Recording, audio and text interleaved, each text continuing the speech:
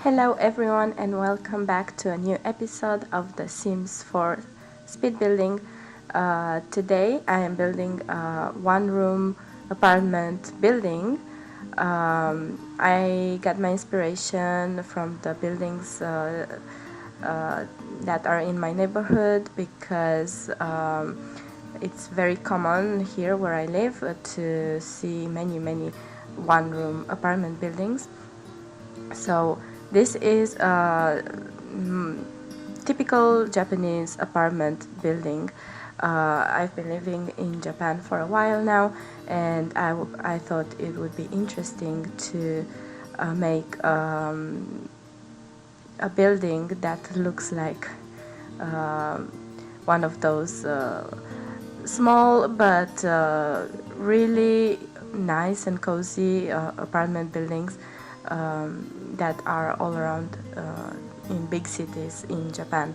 So I wanted to talk to you about the characteristics of this kind of buildings that I have noticed for some time now. So basically these buildings are called here mansions. So if you ever come to Japan and you are looking for a place to stay and then you get a really interesting offer for a mansion, please be aware that mansions in Japanese and in Japan stand for apartment buildings, and usually they are they have tiny rooms, one-room apartment, just like this one I'm building now. So one of the main characteristics of this kind of building is that they all have the entrances in the back. So the staircase is usually outside the building, like you can see I'm building right now. Unfortunately, I don't have the tools to build an exact kind of staircase that I would like in a Sims 4, because I've seen many buildings that have a round staircase and not just a simple long one. But I tried my best, and usually this staircase is outside of the building, and it's made of steel because there are lots of earthquakes in Japan, so it would be kind of dangerous to have staircase inside a building. So they are made of steel just outside, and they look kind of attached to the building. Next, as you can see here, I'm building in the back the entrance. It's like a not huge, but a long balcony, common space, a public space. You can walk to your room here. It's kind of a back balcony, but actually anyone can walk there. So you enter from the back of the building, and then you have one long apartment that is basically a hallway with a bathroom and then a one room. So here I'm painting the walls, and I realized I've seen many buildings that have tiles on outside and I tried to make the same thing here. So I've seen a building that had pink tiles all over it, and I thought that was very interesting. So I made the same kind of style.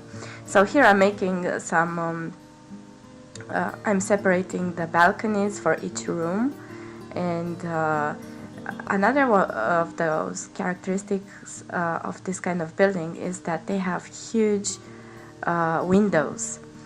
They're like I don't know exactly what they're called, but from the floor to the ceiling there's one huge window, and you can open, there are actually doors, and you can go out to the veranda. And even though it's a small space, you have plenty of light inside, and they feel really comfortable and cozy.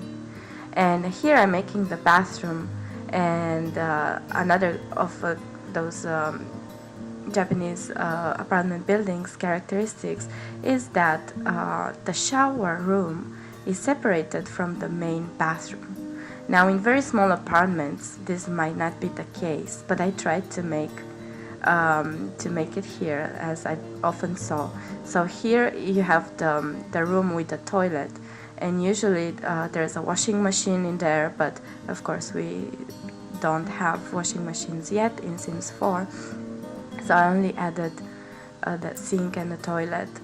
And then the kitchen is just on the hallway, so when you walk into your house, into your apartment, there it is, just the small kitchen. And usually there's a small dining area that I try to make there, just behind the kitchen. And then there is the main room, and I'm trying to decorate. Actually, it's pretty spacious, and I'm not talking only about this building in The Sims 4, but in real life one-room apartments in Japan, that one room is, well, it depends on the building, but usually you have enough space to fit everything you need.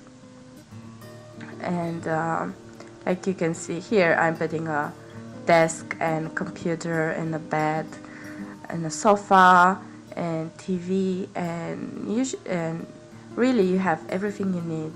And after a while working on this building, I thought, oh, Cats and Dogs expansion pack just came out, so there's still plenty of room to use here.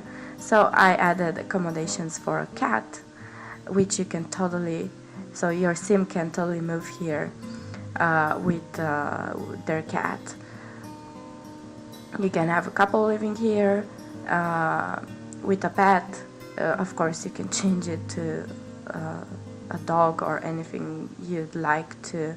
I was trying to decorate all the apartments in this building, but then I thought it will make the game very heavy. So I just moved the apartment that I made into the middle on the top floor, and then just added the walls in case you want to download and play with a different apartment. You can decorate in any way that you like. You're going to find this building in my in the gallery on my page, so you can search in the gallery for TheSimZone, and it will be there with the title One Room Apartment Building. So yes, that's it pretty much. There's a tiny window at the back, so you can have a bit of natural light in your small kitchen as well. Other than that, it's just like any other apartment building, but that's what I wanted to talk to you about. So there's cute pink tiles on many of these buildings, and then there's the entrance always at the back, always from outside. You always enter your room from outside. I mean, there's not a closed hallway or anything like that. It's always out in the open air, and then you actually have to go to the back of the building to get to your own apartment. And the front of the building is always nice, only with the main windows of the apartments, windows and room. So I was trying to decorate the front here, the entrance, but of course, if you come to Japan, you'll notice that space is very important and limited here. So I've never actually saw this kind of big entrance. It's where my Sims creativity had to kick in and decorate the entrance. Of course, some buildings have a bit of interesting paved entrance with some benches and sitting area or space area for kids to play. It depends on the building, but usually with one-room apartment buildings there's not much of an entrance or surrounding space. These are usually typical in family buildings, where you can buy apartments that usually have living room and 1 or 2 bedrooms. So yeah, this is it. We're heading to the screenshots now, and I'm going to finish this right here, so please enjoy and see you next time. Bye.